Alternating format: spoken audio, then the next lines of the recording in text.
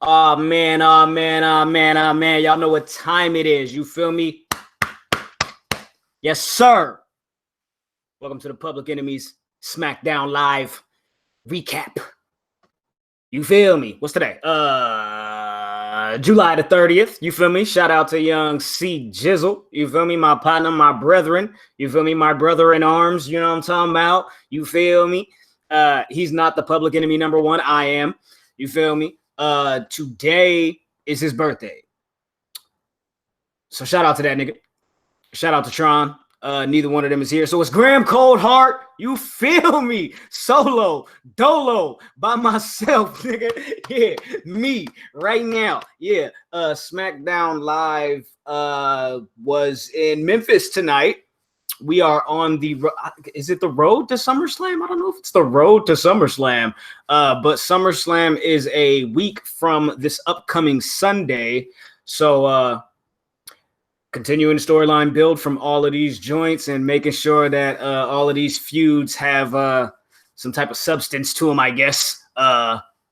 We started the show actually tonight with Shane McMahon saying that he's not going to be at SmackDown tonight. But he's getting ready for what do you say? Like the match of his, not the match of it. He's getting ready to end Kevin Owens' career, of course, because Kevin Owens is going to quit. I wonder, are they going to turn this into an I Quit match, or is this just a regular match and they're just using the whole Kevin Owens quit thing as just a as a prop up? You feel me? To what I'm saying, as the foundation or whatever. So earlier in the day, they announced that SmackDown was going to be headlined by the New Day and the OC, Styles, Anderson, and Gallows in a 6-man tag. Apparently, that was changed. And the new main event is U.S. champion AJ Styles against Kofi Kingston in a one-on-one match, which I was like really kind of like actually excited for the 6-man tag. So that kind of sucked that they changed that.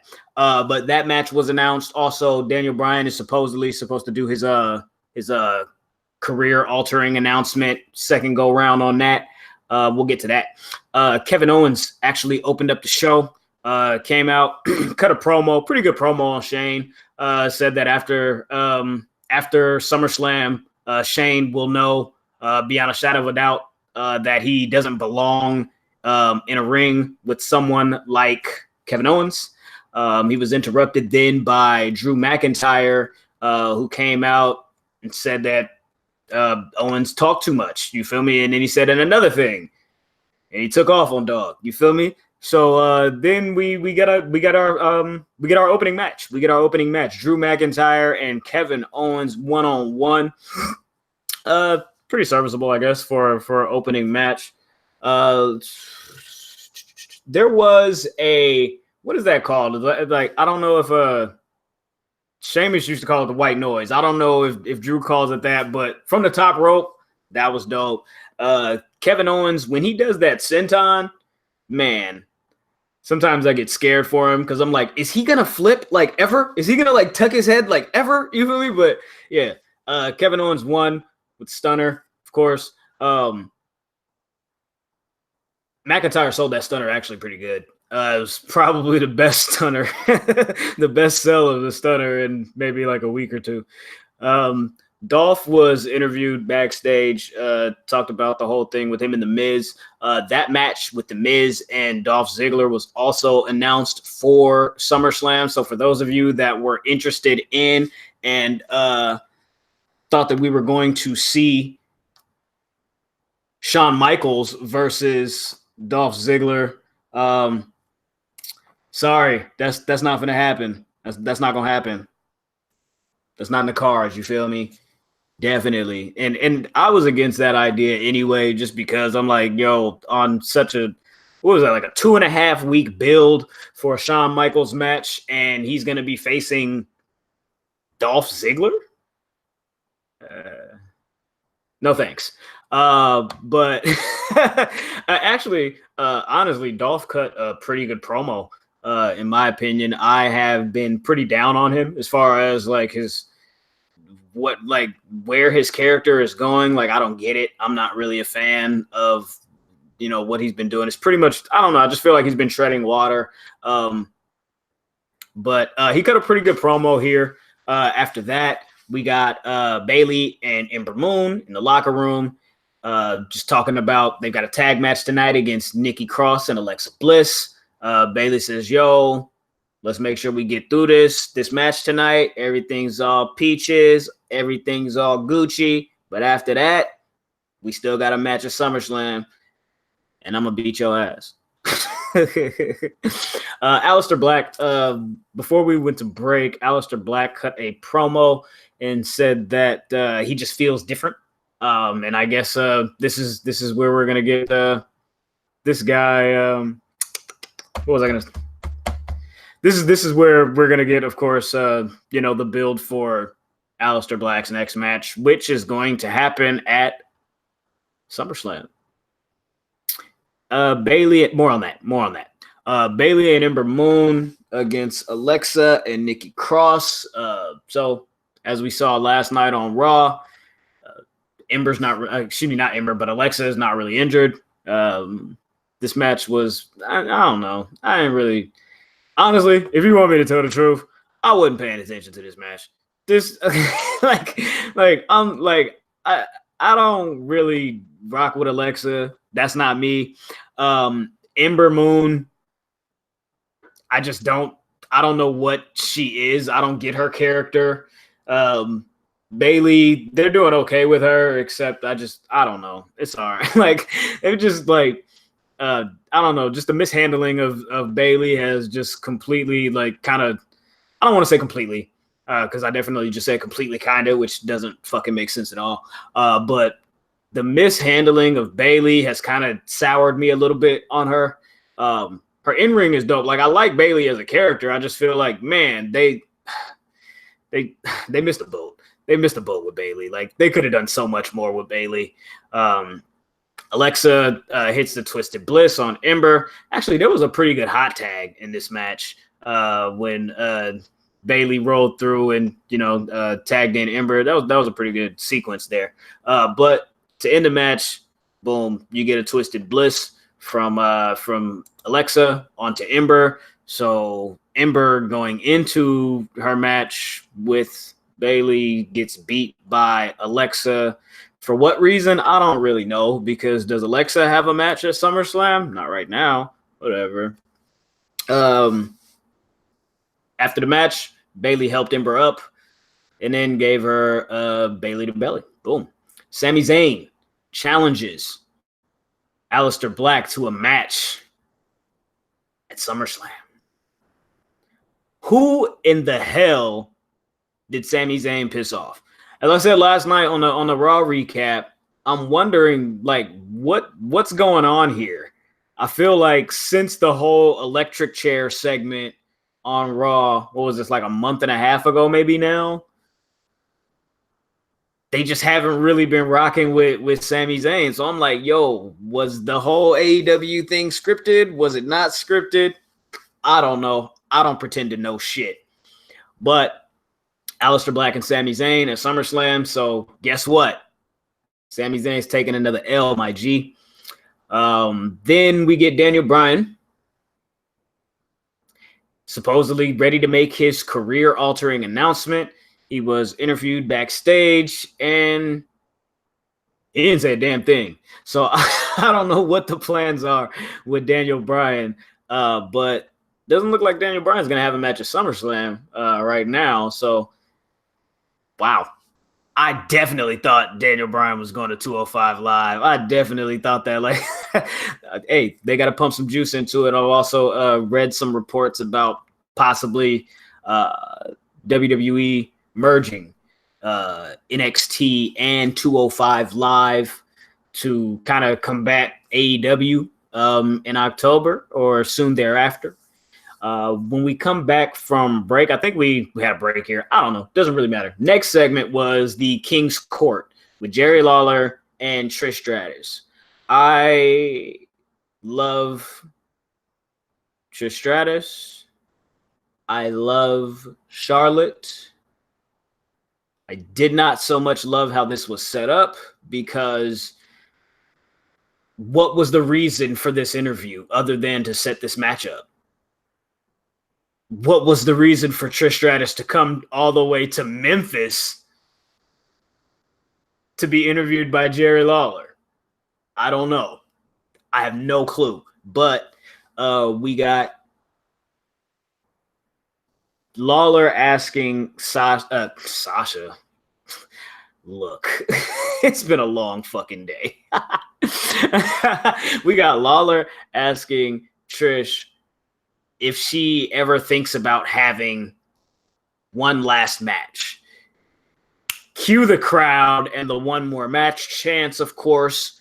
Then we get Trish saying, yo, I mean, I could do that and all, but I got kids and shit, so maybe not. Charlotte comes out and says, yo, listen here, bitch. I'm the queen of all eras, and I'm challenging you to a match at SummerSlam. So here's the reason for this interview, so Charlotte can come out and challenge Trish to a match. Now, this is what I do like, and this is what I have noticed. Since there has been no quote-unquote authority figure or GMs or what have you, at least the last few weeks, there's been a lot more challenges thrown out by wrestlers to another opponent, you feel me, or them setting up the match themselves, or you feel me, like rather than the general manager saying, okay, to kill all of this noise right here and you feel me and all that y'all funking over, we're going to have a match at the Elimination Chamber or whatever show it is, you feel me? Now it's been more of they're announcing, yo, Kofi's going to make a SummerSlam challenge tonight. Boom. Okay, Roman's going to make a SummerSlam challenge tonight. Boom. Okay, Charlotte says, yo, I'm going to challenge you to a match. Boom. You feel me? Like, I've noticed that they're sprinkling a little bit more of that in there. There's probably one or two that I'm missing. Oh, boom. Finn Balor challenged Bray Wyatt. I like these challenges coming directly from the superstars themselves to make these matches official. That's dope. So now we have yet another match announced and official for SummerSlam with that said, and it is indeed Charlotte Flair taking on Trish Stratus in Toronto. Will this be a good match? I don't know. I'm pretty sure it's going to be it's going to be a pretty good match. I'm pretty sure it's going to be a pretty good match. Trish has looked good in her last two appearances, one with the Rumble last year and Evolution. She's looked pretty good. And I feel like with kind of like the Rumble being a situation where it's a warm-up, even Evolution, since it was a tag match, also a warm-up situation. Now this is a one-on-one. And she's got one of the best in the game to, you know what I'm saying, help her out if she does get lost or, you know what I'm saying, if anything happens in there to whereas, you know, I think Charlotte can pretty much handle that. She's pretty good with that. Backstage, we get a segment with AJ Styles and the OC talking about how many times does AJ got to beat up Ricochet. Also talking about the match later on tonight with Kofi Kingston. OC's great, man. I like these guys. The original, the official, the only club that matters. We get a Firefly Funhouse segment where Ramblin' Rabbit, not to be confused with the Ramblin' Racist, Hulk Hogan, talks about how he's such a big fan of Finn Balor, but he also made a huge mistake because the Fiend has been unleashed. Bray Wyatt steps into the scene and laughs uncontrollably for a moment and then says, let me in. Feed cuts. They give us a recap of Brock and Seth from last night. I thought it was hilarious how through all of that beat down and coughing up the blood or whatever with Seth, he still had enough strength to unhook himself from the gurney with the little little restraint fastened. That was dog. He's click. I'm like, oh, okay, cool. So yeah, so we got that match. They also said that Seth has requested that WWE does not release any information about his medical condition following last night. So he's taking the honorable route, super babyface move by saying, yo, I'm fucked up, but don't tell nobody I'm fucked up. And by you not telling nobody I'm fucked up, but by telling them I don't want y'all to tell them I'm fucked up, they know I'm fucked up. So, boom. You got that going. You also got Dolph Ziggler against Finn Balor. This match seemed like it was pretty quick. Like, it wasn't that long of a match. Like, I didn't feel like they really got to get in a bag. But Dolph hit this famouser on Finn where I don't know. Finn was like out of position. I thought something was gonna happen like with his leg because it just didn't feel like he had his legs like underneath him.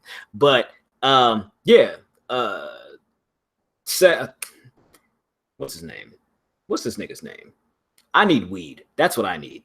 Weed helps me. It's my superpower. Like the MAGA hat is Kanye's superpower. Weed is my superpower. Dolph gets kicked out of the ring by Finn. The lights go out.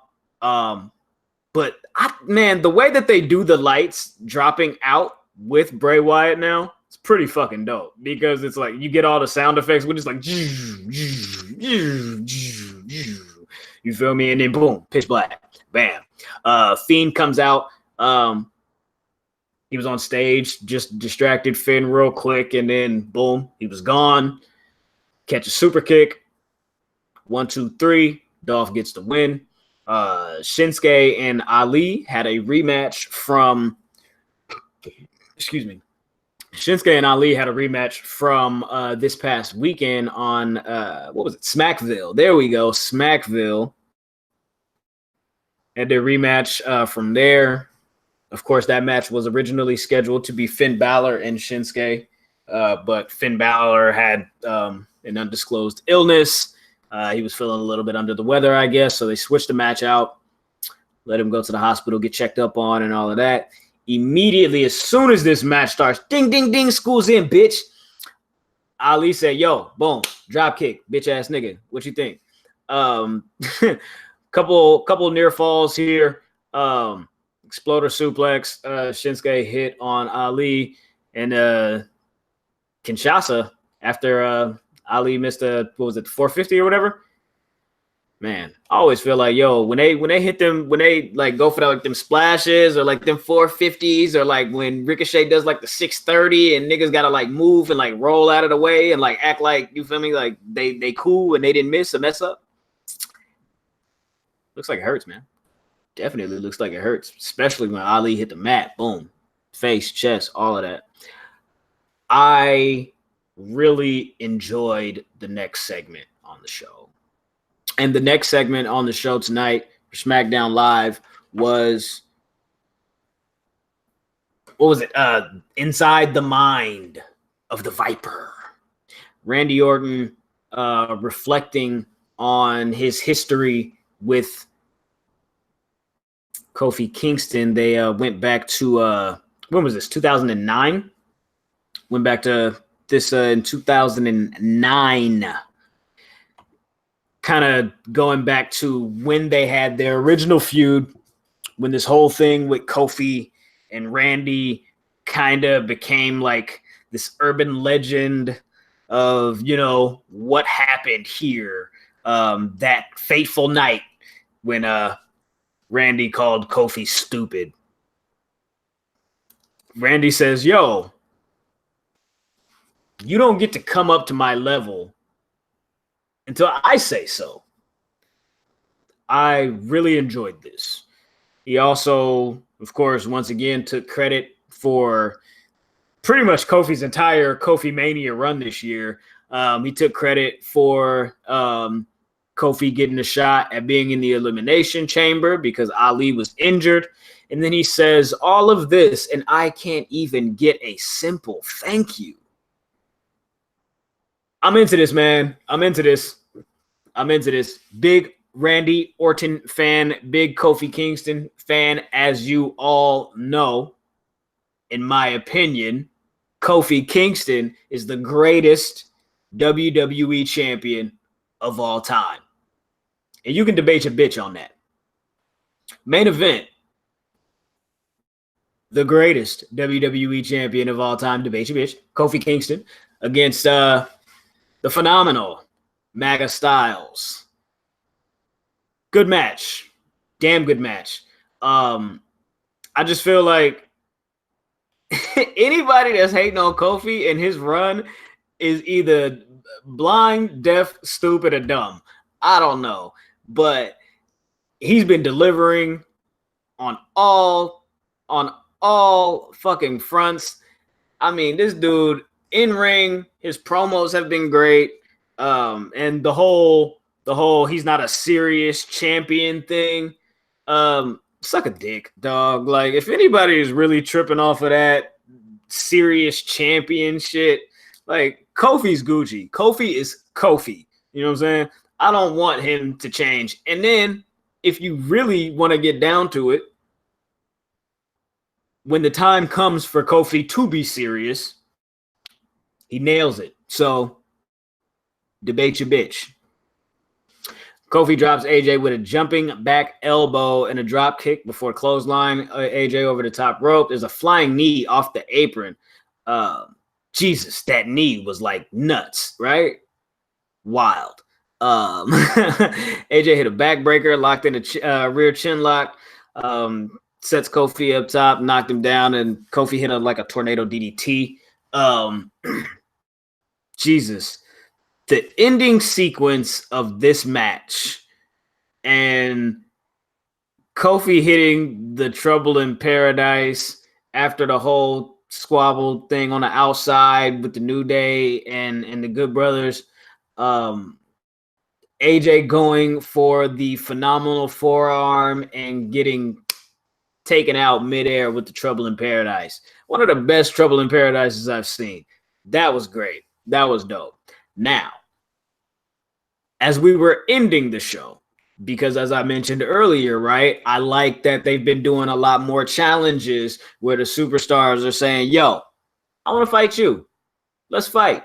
Can you fight? If you can, you're finna get your ass whooped anyway. I like that. I like that. I'm with all of that.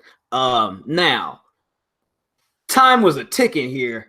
I'm looking at the clock. I'm like, yo, it's like 6:58.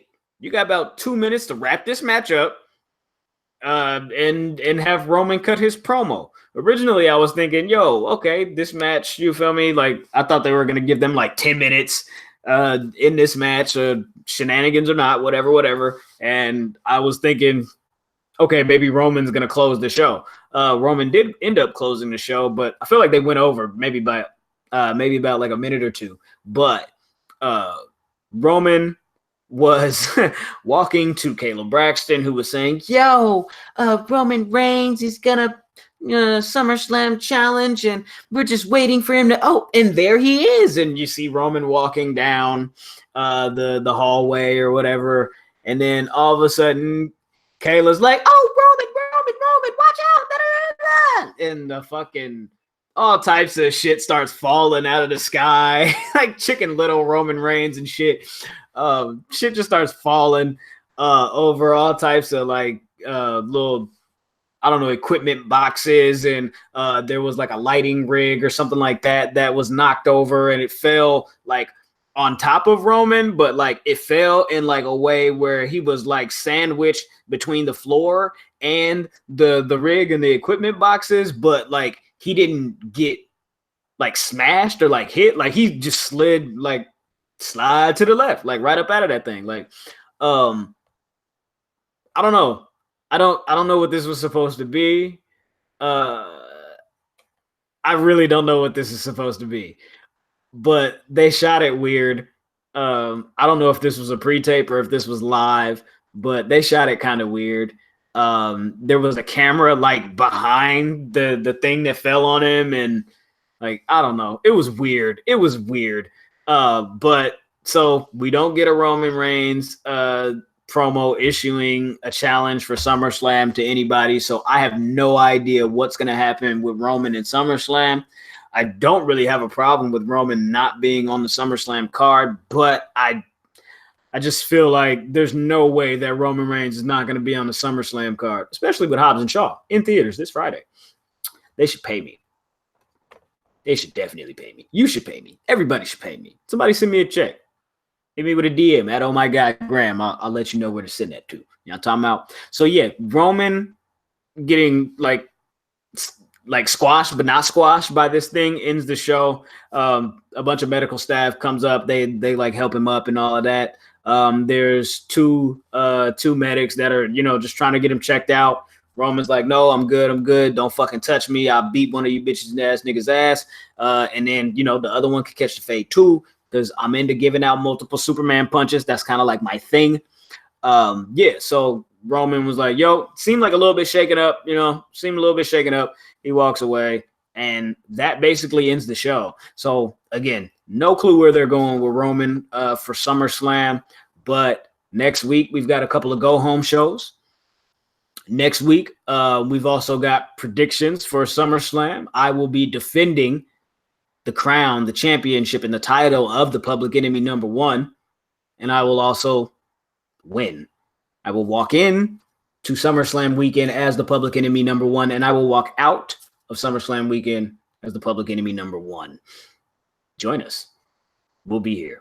Of course, we do live post shows, recaps for Raw and SmackDown, and of course, pay-per-view events. So we will be here right after SummerSlam. Make sure you join us on Thursday, flagship show. It's not a YouTube video show. It is a standard podcast audio version. You can find that anywhere you like to listen to podcasts: Apple, Google Play, Spotify, SoundCloud, Stitcher, whatever, we're everywhere. Make sure you visit publicenemiespodcast.com. If you like this video, please like this video. Please share this video. Please comment on this video. Hit the subscribe button for me, please. You know what I'm talking about? We got to get enough subscribers to, you feel me, maybe try to make a little bit of money off of this shit. But at the end of the day, I'm just going to keep popping up, showing up, city to city, town to town. Actually, I do these shows from my living room. I don't really go anywhere. This is not a traveling show. But we'll be here every Monday, Tuesday, right after pay-per-views as well. Make sure you follow the show at The Enemies POD on Instagram and on Twitter. And again, publicenemiespodcast.com. Stay tuned. Stay tapped in. Join us Thursday. Join us Monday. Join us next Tuesday. Join us after SummerSlam. Till then, Weatherman Graham Storm, a.k.a. Kilo Santana. Peace. We out. Oh, yeah. Graham Colehart. Dolo.